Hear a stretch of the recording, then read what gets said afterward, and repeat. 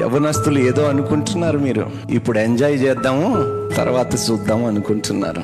అమ్మా, ఎంజాయ్ చేస్తుండగానే మీరు మరణించారనుకో, పరలోకములో ఉన్న పరిశుద్ధుడైన దేవునికి ఏం లెక్క ఇస్తారు? పాపిష్టి లెక్క ఇస్తారా, పవిత్రమైన లెక్క ఇస్తారా? ముందు శ్రమ దినములు అని బైబిల్ వాక్యములోనే మహాజ్ఞానుడైన సొలొమోను చెప్తున్న విషయాలు. అందుకనే మీరు ఏ విషయము కోసము సిద్ధపడినా పడకపోయినా మరణము కోసము మాత్రము మీ జీవితాల్ని మీరు సిద్ధపరచుకోండి. ఎందుకంటే మరణము అనంతరము లెక్క చెప్పవలసిన దినము ఒక దినము ఉన్నది.